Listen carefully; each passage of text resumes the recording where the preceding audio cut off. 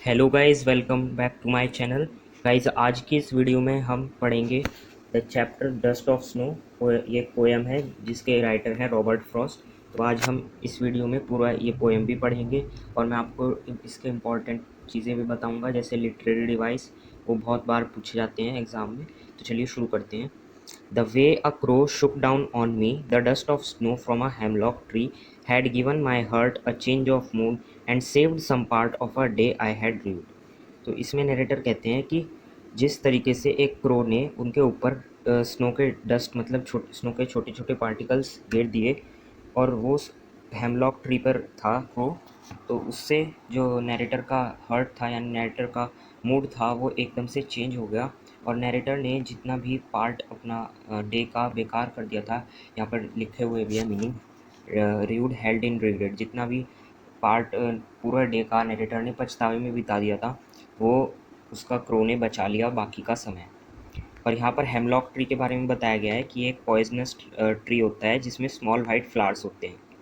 ठीक है, तो ये एक पॉइजनस ट्री है, फिर भी इस पर जो क्रो बैठा उसने उस पेड़ पर जो बर्फ़ जमी हुई थी उससे नैरेटर के ऊपर बर्फ़ गिरा दी और नैरेटर का टाइम बच गया। नैरेटर को एकदम से पता चला कि ये बहुत कुछ अभी बचा है, थोड़ा पार्ट रीड हो गया तो अब और रिग्रेट में नहीं बिताना है, अभी और कुछ करना है। तो नैरेटर का पार्ट लाइफ का डे ख़राब होने से बच गया। और इसमें हेमलॉक ये बताया गया है इस पोएम के अकॉर्डिंग कि एक कोई नेगेटिव चीज़ भी बहुत कुछ कर सकती है। क्रो को भी नेगेटिव एक्सपेक्ट माना जाता है, क्रो भी नेगेटिव माना जाता है। और हेमलॉक ट्री भी एक पॉइजनस ट्री होता है, लेकिन फिर भी इस क्रो ने, जो कि नेगेटिव चीज़ों में यूज़ होता है, ब्लैक होता है बिल्कुल, और हेमलॉक ट्री पॉइजनस ट्री होता है, इन नेगेटिव चीज़ों ने भी नैरेटर के ऊपर पॉजिटिव इफ़ेक्ट डाला। तो इससे बताया गया है कि जो भी कुछ होता है अच्छे के लिए ही होता है, मतलब कोई भी नेगेटिव चीज़ भी हमारे ऊपर पॉजिटिव इफ़ेक्ट डाल सकती है। तो यहाँ पर कुछ सीन ऐसा होगा कि एक ट्री होगा जिस पर एक क्रो बैठा होगा और नैरेटर यहाँ से जा रहे होंगे या नैरेटर यहाँ पर खड़े होंगे, और क्रो ने उस पेड़ की ब्रांच पे से थोड़ी सी मतलब वो हिला होगा, या तो आकर बैठा होगा या उठकर चला गया होगा या वहाँ पर बैठकर हिला होगा, जिससे कि स्नो नैरेटर के ऊपर गिर गई होगी। तो इससे नैरेटर के मूड में एकदम से ड्रास्टिक चेंज आ गया और नैरेटर के पूरे डे का जो पार्ट ख़राब हो चुका था, रिग्रेट में बिता दिया था, और टाइम वेस्ट करने की बजाय नैरेटर का मूड ठीक हो गया और नैरेटर का दिन बच गया वेस्ट होने से। तो ये इस पोएम में मेन तो यही था, लेकिन अब चलिए इसके पोएटिक डिवाइस के बारे में समझते हैं। होपफुली आपको ये पोएम समझ में आ गई होगी। अब इसके पोएटिक डिवाइसेस के बारे में, पोएट्री डिवाइसेस के बारे में समझते हैं। पोएट्री डिवाइसेस मेनली ये होते हैं, जैसे एलिटरेशन होता है, जैसे कॉन्सोनेंस होता है, एसोनेंस होता है, एंजैम्बमेंट होता है। तो सबसे पहले देखते हैं एलिट्रेशन क्या होता है। सो एलिट्रेशन बेसिकली होता है कि किसी भी लाइन में किसी वर्ड का मतलब बिगनिंग में जो आसपास, जैसे कि मैं एग्जांपल से बताता हूँ, इस लाइन में एंड सेव्ड सम पार्ट में सेव्ड और सम पास पास हैं, और सेव्ड में भी पहला लेटर एस है और सम में भी पहला लेटर एस है। तो इन ये एलिट्रेशन, यहाँ पर एलिट्रेशन लिटरेरी डिवाइस होगा। जैसे आप एक और एग्जांपल देखिए, इसमें सेकंड लाइन में भी हैज़ गिवन माय हार्ट में भी इस लाइन में एच, इस वर्ड का, और इसमें एच, ये दोनों एच एच से ही शुरू हो रहे हैं, तो इसमें भी एलिट्रेशन होगा। सो जिस भी लाइन में दो वर्ड्स या दो से ज़्यादा वर्ड्स पास पास होते हैं तो उसमें एलिट्रेशन होता है।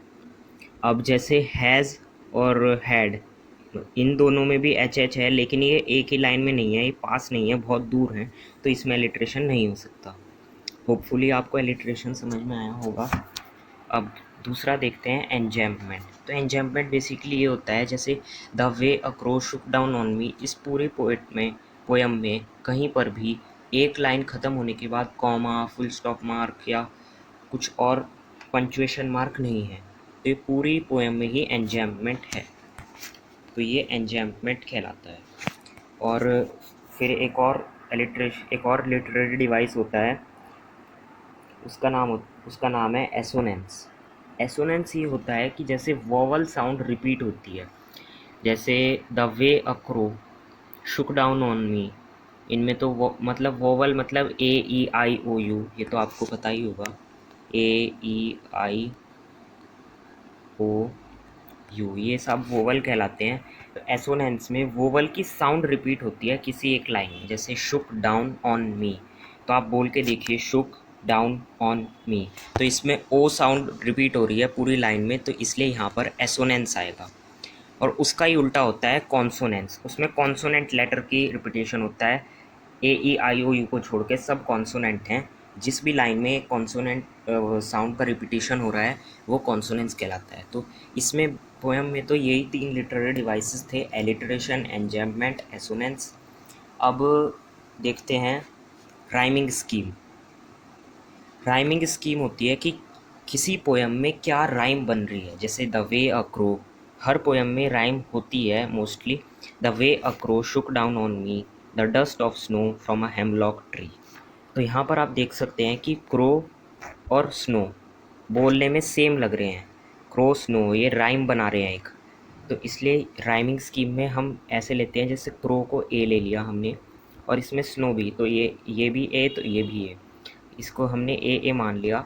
अब शुक down on me from a hemlock tree, तो मी और ट्री सेम है तो इसे बी ले लिया हमने और इसे बी, तो यहाँ पर ए बी आ गया। इसको ठीक से लिख देता हूँ मैं।